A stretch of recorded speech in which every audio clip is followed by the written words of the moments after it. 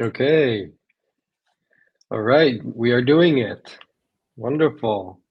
Yes. So Hello. we should probably start with welcoming everyone to our new initiative. Very exciting. So hello and welcome to Tech for Good Talks by Tech to the Rescue. This is our first podcast and our first episode of the podcast, and I'm happy to have the probably the best possible speakers that I can have. So, Jacek, Anna, hello, good morning. How are you doing? Good morning.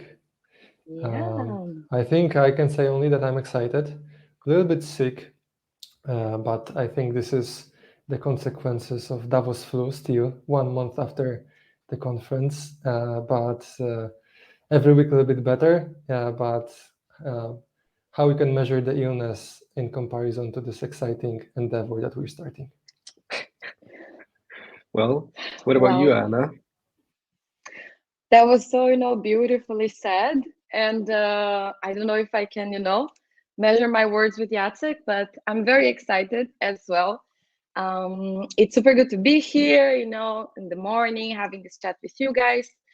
I'm also sharing with Jacek feeling, a little bit sick. So my voice is not the most beautiful in this morning, but otherwise, I'm very happy to be here.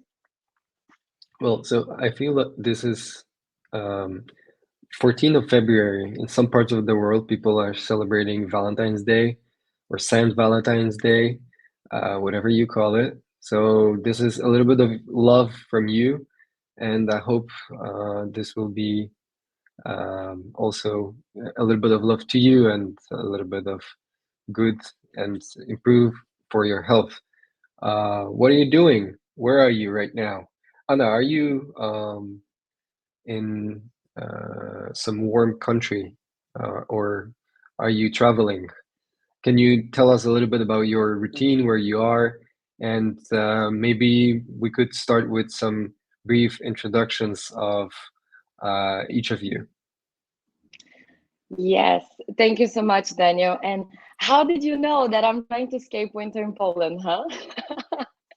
Yeah, well, you guessed right. I'm actually in Spain at the moment, more precisely in Valencia, and it is now 18 degrees positive.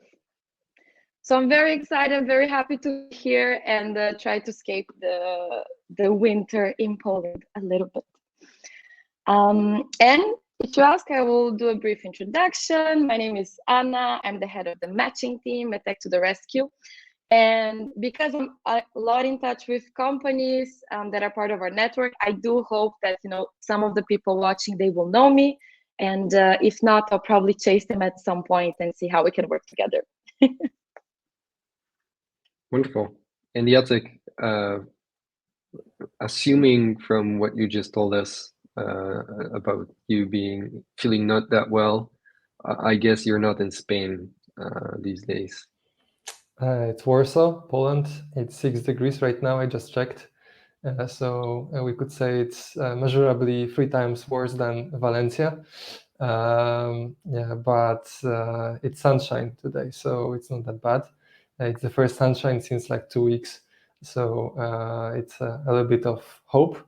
Other than that, I'm Jacek. I'm the CEO of Tech to the Rescue, and yeah, I think I'm especially excited for this show because since we founded Tech to the Rescue with Daniel and with other people, I think we have many opportunities to speak with very smart people who shape the Tech for Good ecosystem and shape the way nonprofits can use technology.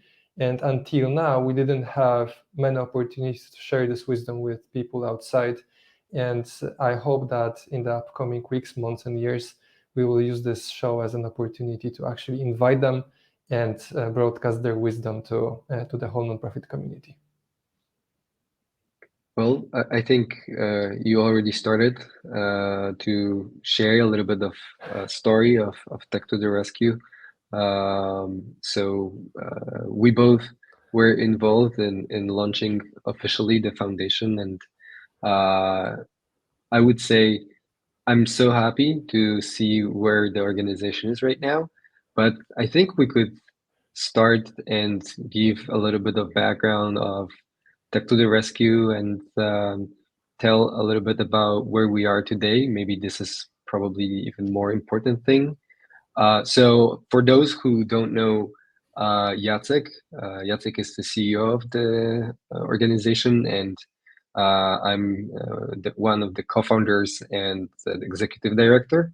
And we have that luck of working with incredible people like Anna, who want to solve some of the most pressing problems in the world with the help of technology. And Tech to the Rescue is one of the uh, probably most interesting organizations. This is obviously biased, but we are probably the largest marketplace in the world that is connecting social and environmental organizations that want to make impact with technology with professional technology companies that want to invest their time and allocate their best talent to develop solutions, mainly software solutions, to leverage that impact. So we would love through that series share some insights, share a little bit of inspiration of stories of people that we had the chance to meet and talk to and support in the last 3 years, because it's been what, over 600 different partnerships that we were able to allow to kickstart. So congrats to you, Jacek, and to you, Anna, because that was vast majority your work and obviously the rest of the team. Are you happy? What do you feel after those 3 years right now?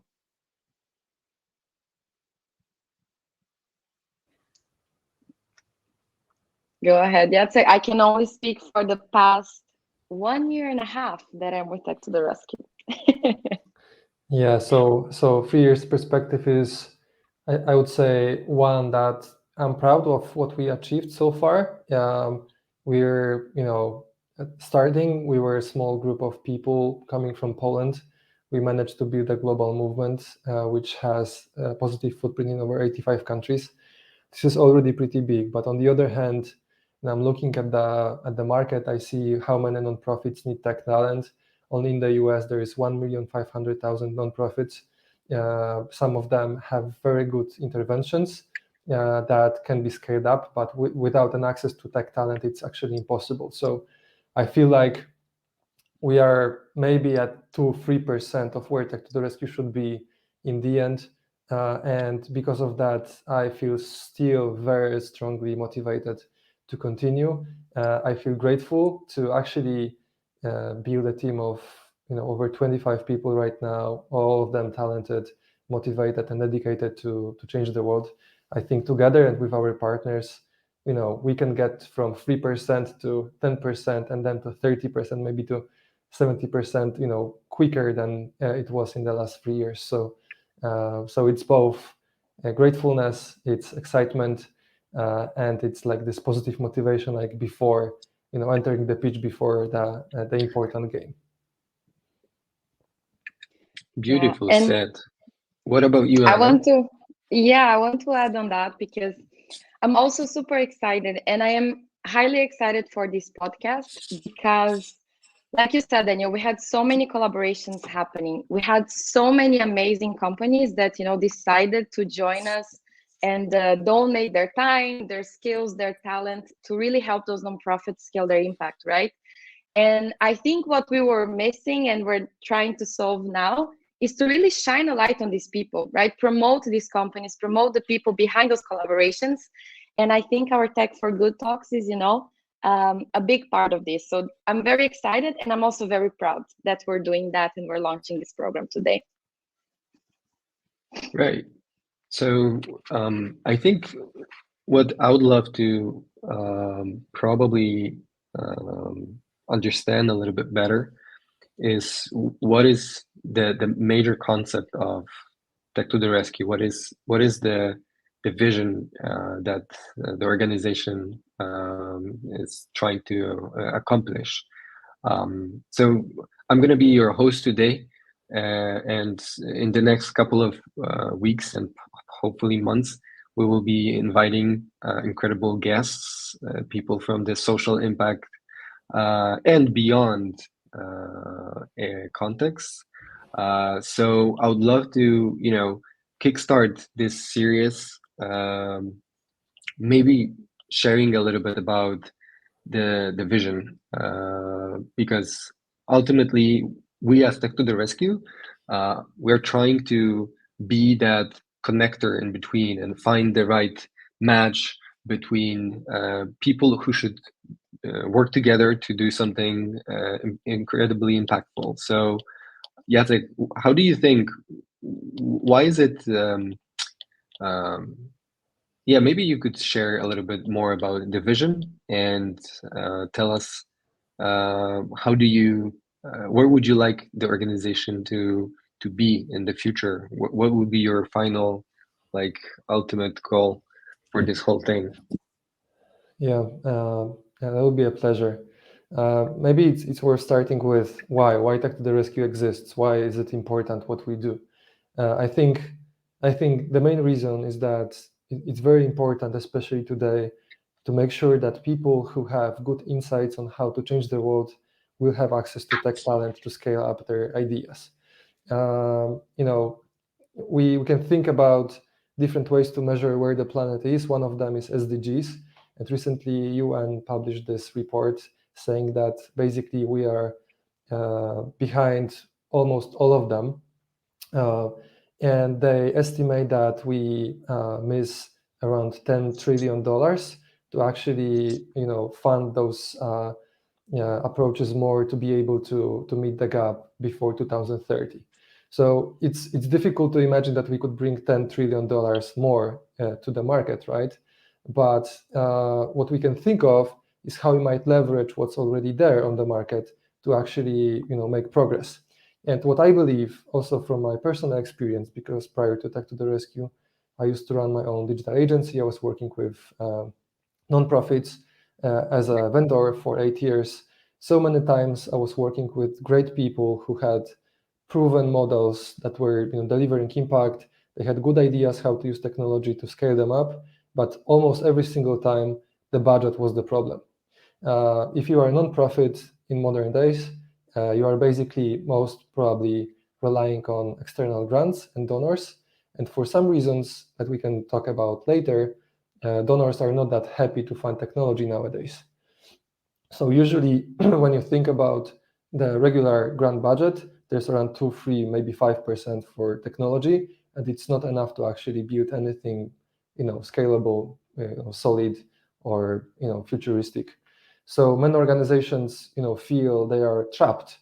They cannot hire tech people in the team because they are very expensive. They cannot hire external agency because the grants are too small, and like it's a problem, right? Uh, let's use the example.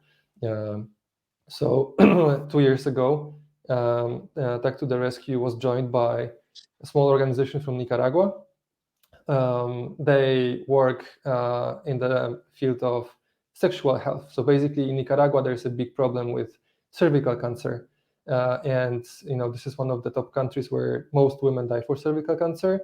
And the founder of organization, which is called the Lily Project, Daniel Camerano, she was driving the bus around the country, providing sexual health education to women, and it was quite effective until COVID. So until COVID, they managed to visit 30,000 women, screen 10,000 of them for cervical cancer. They found a few thousand positive cases, so a couple of hundred people saved from dying for cervical cancer. But then COVID hit, and they thought, well, driving the bus around the country is not possible anymore. It's not responsible. So they started a group on WhatsApp, and suddenly the group on WhatsApp exploded. It was like 50,000 women joining the group in a couple of weeks. And then they had this aha moment. These aha moments are very important. The aha moment for them was, well, maybe these women in Nicaragua are much more open for talking about sexual health issues online than offline. Because offline, there's community, there's my village. Can I share openly, my problems with the whole community? Well, it's not comfortable. So when they observed that women are happy to share those insights, problems online, they thought they should build an app. They were looking for a donor for an app for over a year. It was almost impossible to do it, even with the support they got from the US, from the advisors that have experience in the nonprofit market. So finally, they found Tech to the Rescue, and they applied, with the project idea, and asked us to find a company that could help them. Long story short, we found the company in, I think, less than 2 weeks. The company from Pakistan that raised a hand to volunteer for a project because women in the team in Pakistan thought, well, we should have this app in Pakistan. So I'm telling this story because it shows how difficult it is to find resources to hire tech talent when you are a nonprofit, even if you have good proven intervention, excellent track record, and you're ready to bridge the gap, right? So we believe at Tech to the Rescue that the progress that we're making with solving social problems is too slow. We believe that the way to solve it is to bring more tech talent to the nonprofits, and the only scalable way we could think of to make it happen was actually to try to do things that already happened. So look at the legal industry. In the legal industry, most of the legal firms do pro bono. So very expensive legal talent can work for nonprofits or poor people because there's a culture of helping people who don't have resources. What we actually want to do, and this is our strategy, we want to make sure that one day pro bono will become a market standard in the tech industry, which means that every company in the world will do pro bono because this is what we do, because this is part of the culture, because this is part of the processes we have, because everyone treated it as an obvious thing. And imagine what could happen if 300,000 tech companies, for example, would have resources open for nonprofits. That means that we would create ecosystem which would be maybe at least vibrant as the startup ecosystem nowadays, right? So if we provide talent, even if it's for 2 weeks or 1 month or 2 months, per project, we can move the needle of the whole movement, and this is the hope we have for the future. Jacek, this is very. I think what was initially encouraging me to even consider starting Tech to the Rescue was the fact that we were creating value that wasn't existent before. So, in a way, when there is a company that wants to start doing pro bono, it's not about volunteering in a conventional sense that people many times associate with doing something after hours. Many times, this is what we've heard from the industry, that volunteering is associated also with so-so quality and the results not always meeting the expectations. But for me, what was very intriguing was that at some point there was no resource, and then we were encouraging people to show a goodwill and actually unlock their time to do something that was actually creating value that wasn't available before. You mentioned that there is a huge gap in the funding of the Sustainable Development Goals. Why do you think it's important to actually unlock that value, to actually do more pro bono? How do you feel? Where would be the end goal for in that for you? Yeah, well, or what Tech to the Rescue maybe is willing to achieve in that field by, let's say, 2030? Yeah, it's a good question, right? I was talking about the vision, right? I didn't use my casual pitch, which is that in the pro bono, in the legal industry, it's obvious to do pro bono because in this famous TV show about lawyers, The Suits, the main character Mike is doing at least one pro bono case in every season. I know that Daniel hates this analogy. I actually love it, and I think it shows, where we want to be. But this is kind of on a more creative side. On the more, measurable side, we think at Tech to the Rescue how to measure the success, and there are at least a couple of verticals I could think of. So first of all, Daniel, you mentioned that there is this notion, or maybe association in the world, that pro bono is actually something of a low value, not very professional. And this is actually what we heard from many nonprofits when we approached them at the very beginning of Tech to the Rescue. Well, we tried working with volunteer, but they dropped out after a couple of weeks, and we were left with nothing. So this is for us. This is super important. Maybe this is the most important thing that we are fighting for, to make sure that people are treating pro bono engagement as a more of impact investment that they can take responsibility for, rather than opportunistic, fun-like experience that you can play with and then forget about it, right? So we need to make sure that people treat those engagements seriously, and I hope at some point we'll have opportunity to talk about what it really means, how to change the thinking to actually make it happen. Second thing, obviously, we can measure the amount of resources available for nonprofits by, I don't know, let's say market value of those services that are provided to nonprofits free of charge. So here, we're quite ambitious, and our big hairy goal for 2030 is $1 billion of the resources that are going through Tech to the Rescue, provided by great tech companies that want to engage, in those projects. But also, I think third piece of it, to make sure that those projects are actually impactful, because this is the final goal. We want to make an impact, right? But it's very difficult to measure the impact, because the definition of impact will be different for, building the system to match refugees with shelter when the war starts, and there will be different definition for a system that's makes it transparent how banks think about financing harmful and very brutal factory farming facilities, right? So, it's very difficult to quantify impact to the one specific metric.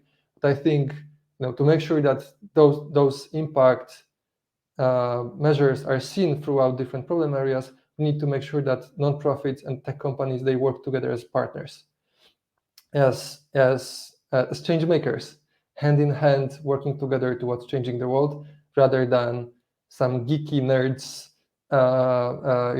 typing on the keyboards with some geeky social impact activists that chain themselves to trees in the park because there's some tree cutting being planned. So I think it's very important to change the attitude, to make sure that we both work together towards changing the world, and that we supplement each other. And at one point, I think if you are listening to us, if in 7 years you will be changing the job for some other tech company, and you would ask the company, okay, so are there any opportunities for doing pro bono at your company? They would say no. You can think of, okay, Tech to the Rescue lost, or this is really bad company because 99% other companies are doing this. So I would define this as a measurement of success. Yeah, that sounds very that sounds like a commitment. Yeah, it's like you just made a promise. We need to now we need to execute on that. But It's not the first time I'm making this promise, actually. So it's very good. I think you mentioned something that we complement other people activities, or Tech to the Rescue is actually complementing other people activities. I had a situation in the past when I was talking to one company that is in technology, and they said, well, we were sending our people to paint walls in in a foster house or in a hospital. I think what is important to say is that it is important too. I mean, most important thing in my opinion is to start doing something good and just make that routine in yourself, to do those acts of generosity, and get used to doing something good with your time. And then something that is the natural next step from my perspective is using your best skills, right? We do have our talented skills, and then if we would look at it from the perspective that someone is skilled in technology, if they use their best skills, which are well valued, this is already, giving something great for a good purpose. And this is worth of the mission that we have. But then there might be also people in marketing, or there might be people, like you mentioned, in the legal industry. I feel that this initially starts at changing those small things at the core, like doing something good just to feel better. But then the next is the wave of positive acts that come, and Tech to the Rescue wants to build on that willingness to do something good. Anna, how do you feel? Because you work a lot Yeah. uh, with companies, and you Mhm. get to know those motivations of people that are in charge of those companies, or actually you Yeah. sometimes get a little bit of pushback. Why should we do that? Or, well, Mhm. one of our people signed us up for that, but can you explain us Yeah. what's the benefit? How do you look at Yeah. it? Why people should actually engage? Yes, of course. I just want to say, guys, you're so inspiring, and listening to you really wants to make me feel like I want to do even more good, right? So I feel very inspired by that.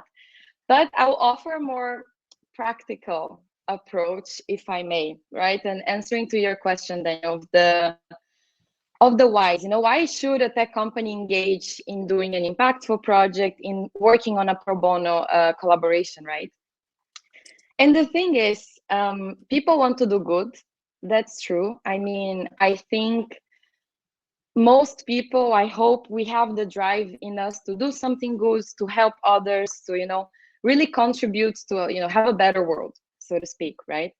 But when it comes to engaging on pro bono projects, what a lot of companies, they don't see, right from the beginning, is that you can actually do good and, impact the world, but also uncover a lot of business benefits in engaging on those type of pro bono projects. And I think that's super beneficial, like a good question for companies to ask themselves when they decide that they want to, get involved with an impactful project or doing pro bono, right?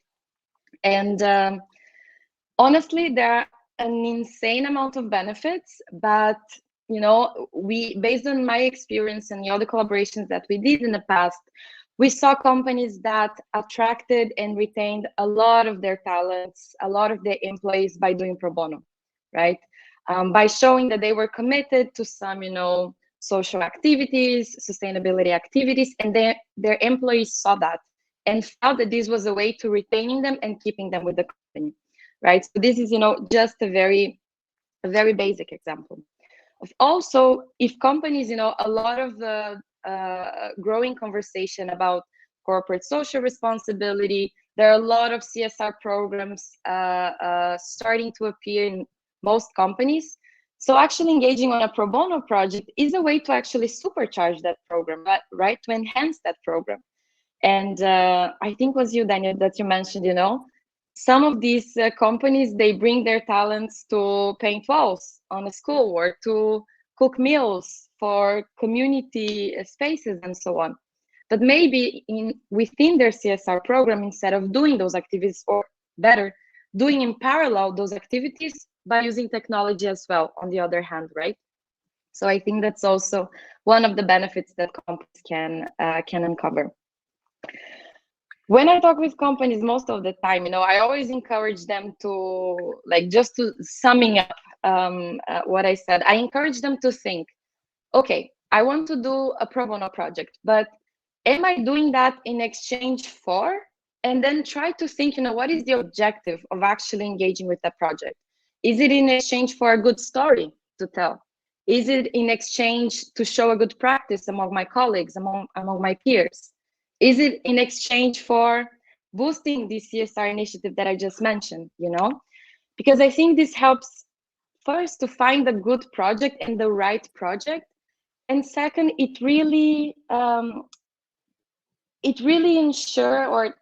helps ensure that these collaborations, they will be a success, right? When you have a clear objective of why you are doing that pro bono project, not only for doing good, but you actually, want to extract something for your company and for the people that work with you. So yeah, I know I'm not that inspiring, but I think, there are also so many practical benefits and practical things associated on doing pro bono, and I think our companies should know that. I think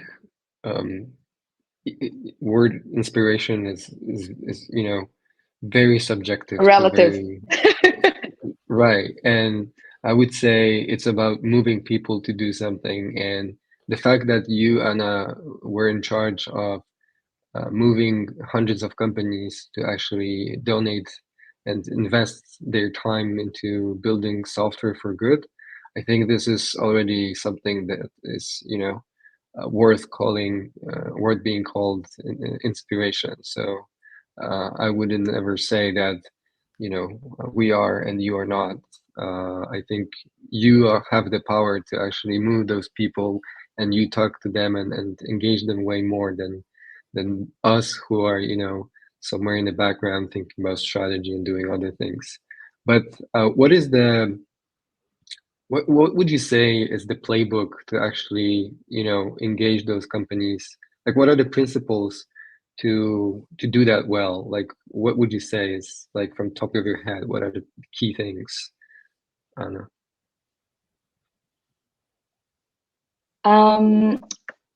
Maybe this is a good time to tease our audience about an initiative that we're going to promote soon.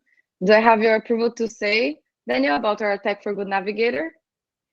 Yeah, of course. I mean, let's do this. Yeah, absolutely. No, just I think there are a lot of whys, right, that we talked about, and why companies can engage on pro bono. But there's a lot of ways that you can turn these whys into something more practical. Okay, what is actually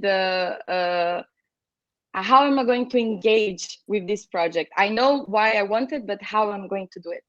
And I think throughout the time where Tech to the Rescue was, engaging and working with a lot of companies, we understood that we can give them this sort of like a push and instruct them a little bit better on how to incorporate pro bono as part of their business strategy, right? And we heard companies, we hear that they have, need their support from us. And we created a Tech for Good Navigator. So it's basically a playbook or a manual, a guide, however you want to call it, which is, us talking about our experience working with more than 1,500 companies from over 60, 70 countries that engaged in pro bono projects before, right? And we are about to launch that in March. And there we're going to explain 10 models in which we believe companies can engage with those projects, right? So I'll, just give a few examples, so not to throw the whole party away, so people get, curious enough to see them when we launch. But for example, a very common way of engaging companies and engaging their employees is by taking a pro bono project, right, an impactful project, with the objective to upskill your team in new tech, right? So let's say there is something you want to learn, there's something you want your team to be more expert about. Okay, how about doing a pro bono project instead of, getting your people to watch 10, 20 hours of a random course, if I'm being very honest, right? It's a way more practical experience that they can have.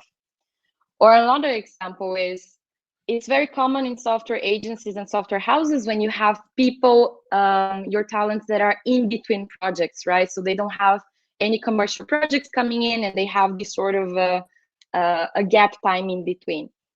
How about doing a pro bono project and getting those people motivated on working with social impact, sustainability, and getting them using their skills in a way more productive way than just being there and waiting for the next project to come. So these are, just a few examples among 10 that we're going to bring companies and really, try to give the cake recipe of how they can incorporate pro bono as a strategy. This is quite this is already self-promotion, but I think it's self-promotion for good. And I'm happy that we are actually launching it soon.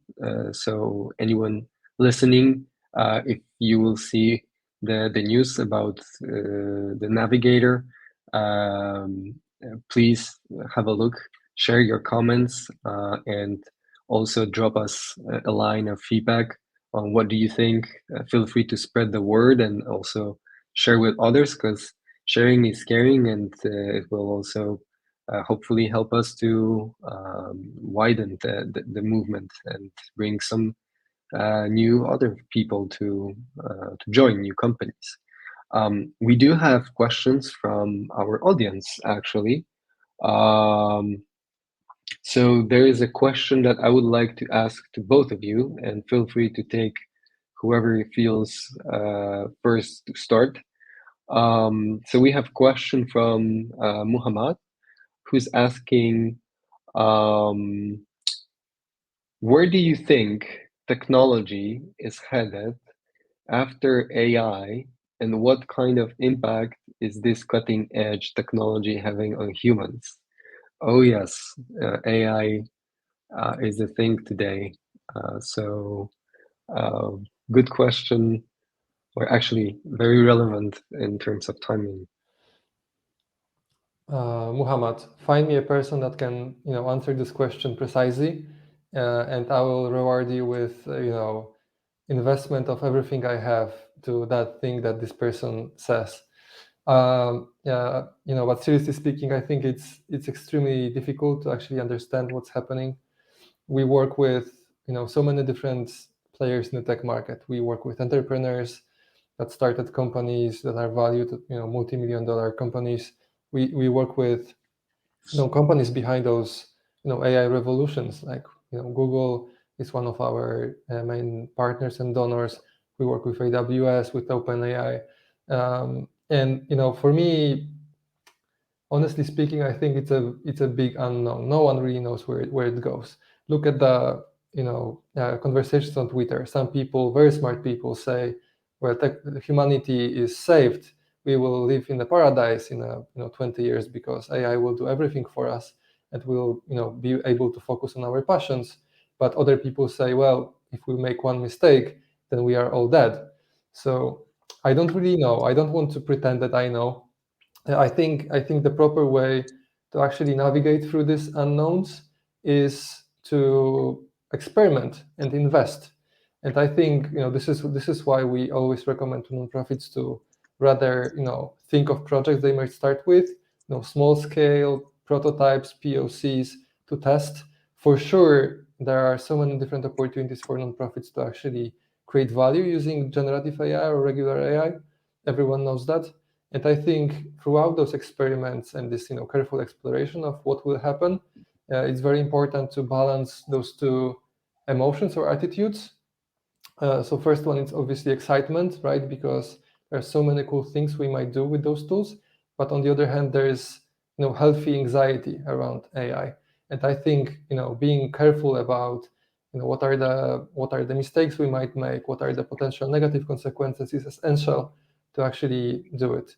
But if you ask me, concretely, will there be digital consultancies around in 30 years, which means is AI going to code itself and create all the software products in the world?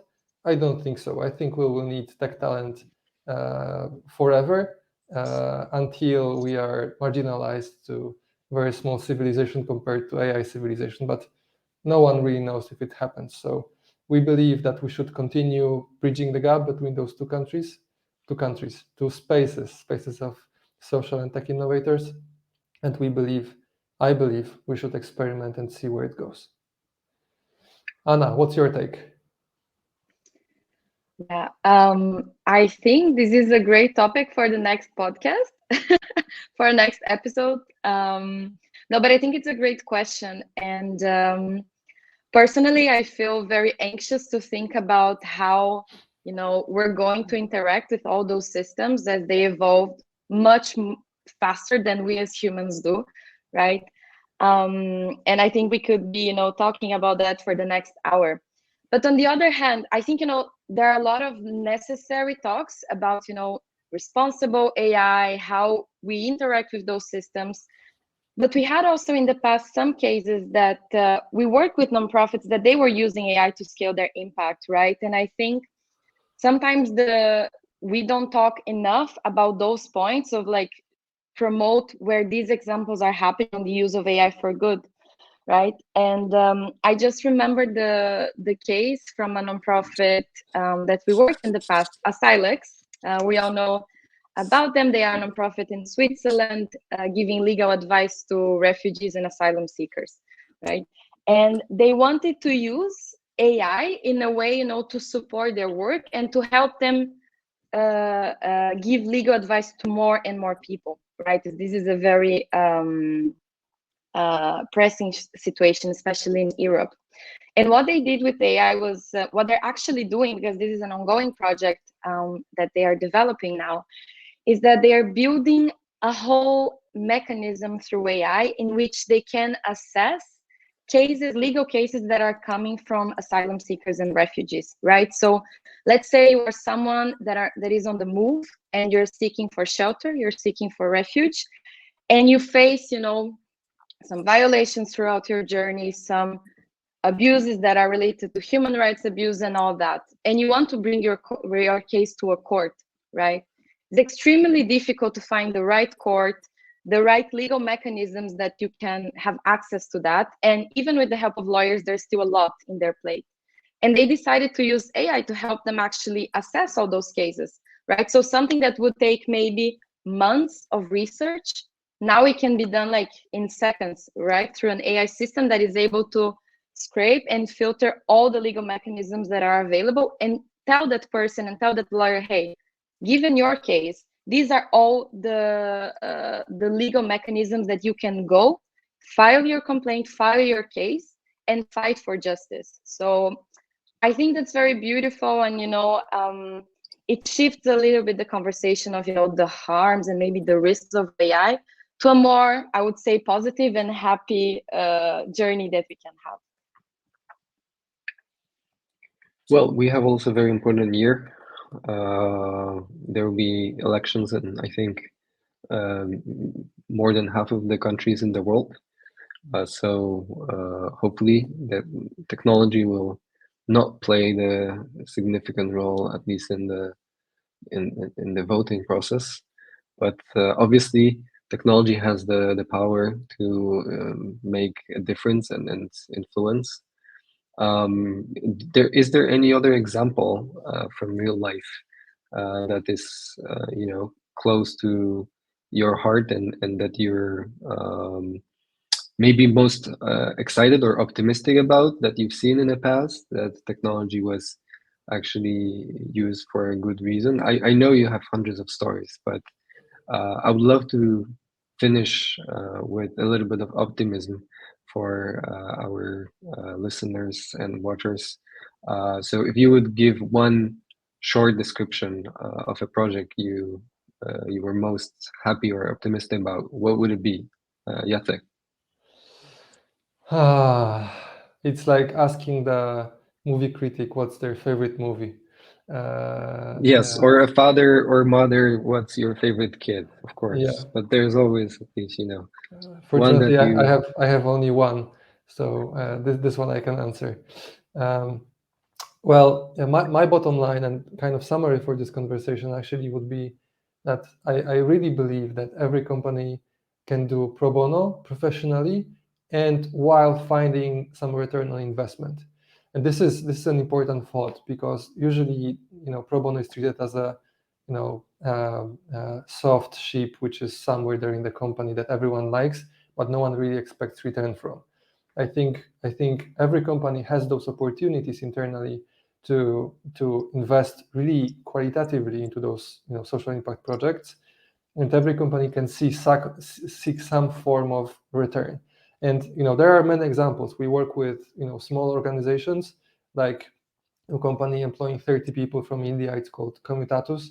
They work with nonprofits, providing them small sprint size projects, advisory, consultancy, and audits, and they treat this specific engagement, which they do like a lot of it, like 20 per quarter, as a go-to-market strategy, and they get portfolio cases to be able to enter new markets then, right?